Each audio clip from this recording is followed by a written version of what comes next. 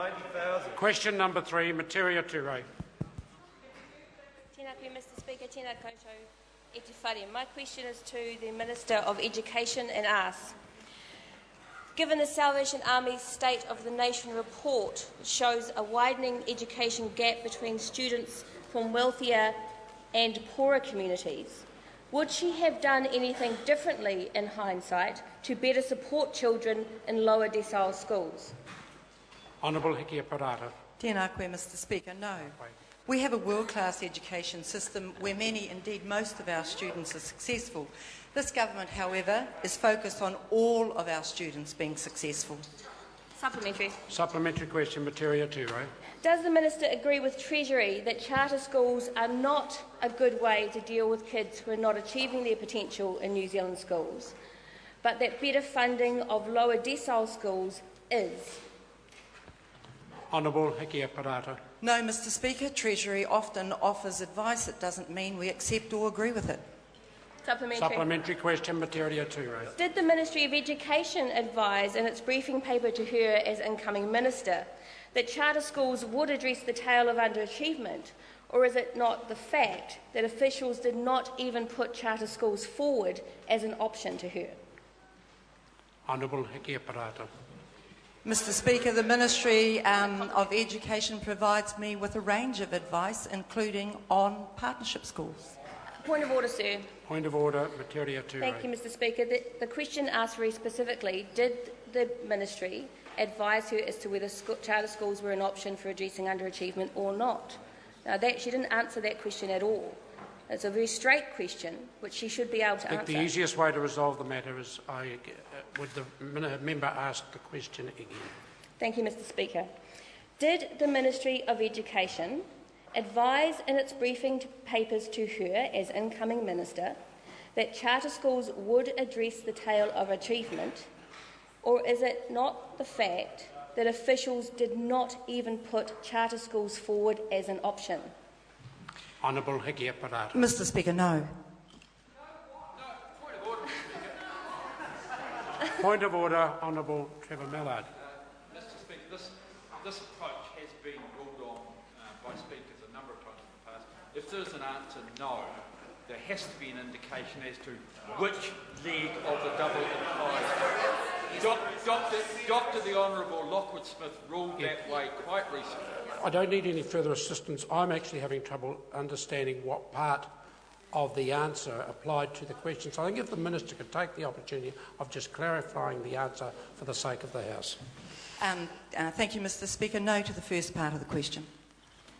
Thank you, Mr Speaker. Supplementary question? Supplementary question. Supplementary question, Metiria Turei. Is the Minister then even aware that what the Ministry actually recommended to her for underachieving kids was a commitment to mainstreaming kahikatea and the Pacific Education Plan, but that subsequently underfunding has meant it has been reduced to just sending teachers a booklet on how to teach Māori kids?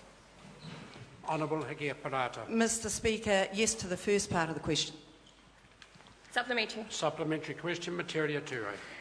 Does the Minister truly believe that of all the children to experiment on with untrained teachers, that it should be the most vulnerable learners who even the OECD experts say need the highest quality teaching to be successful? Honourable Hikia Parata. Mr Speaker, in the world-class system that New Zealand has, a diversity of options are available to parents across the country. This is true for all children of whatever background, socio-economic, ethnic or religious. And this government is focused on, and most recently through our Better Public Service targets, on how we ensure that all children succeed. So in early childhood education, we have a target that 98% of all new entrants will have participated in quality early childhood education. What we've identified in the past year is that in order to achieve that target by 2016, we need 12,000 more children, or 3,000 more each year, of which 1,750 are Māori, 900 are Pacifica. We are targeted on helping those kids that need the most help. That's what this government's focused on. Point of order, sir. Point of order, Metiria Turei. Point of order, sir. The Minister, while giving a very long answer to some question, did not answer my one or even address it. No, Does she believe that untrained teachers should be... The member asked a question, does she truly believe, indicating does the Minister truly believe, and then went on to a range of interpretation about how you address underachievement, particularly in Maori and Pacifica. And I think the Minister has adequately answered that question. Supplementary. Supplementary question, Metiria Turei. Thank you, Mr Speaker. Does the Minister agree with Philip Harding, President of the New Zealand Principals Federation, who said today that vulnerable learners require the very best, highly qualified teaching professionals in front of them? Honourable Hikia Parata. Mr Speaker, I do indeed agree with Philip Harding, and that's why of the $9.6 billion that this government has committed to education this year, the highest ever, the single biggest component of it is $3.6 billion for teachers and principals, high quality people who can facilitate learning for every child. Supplementary. Supplementary question, Metiria Turei. Does the Minister not then see a contradiction in her move to let untrained teachers loose on vulnerable kids, with the Teachers' Council's strategic objective to increase the number of qualified teachers in schools and improve teacher training? No contradiction in that policy, Minister?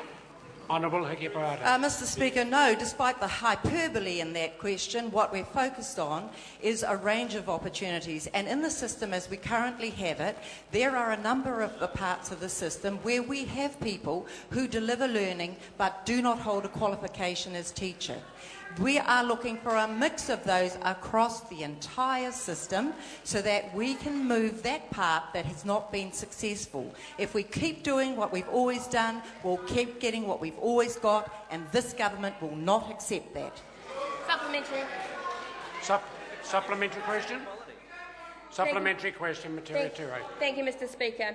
Is the Minister aware of the PISA International Rankings of Student Achievement, which puts New Zealand among the top 10 in the world, OECD, while the UK and America, who are great proponents of charter schools, fall miserably behind? And if so, why is she importing a failed model from those countries' failed systems?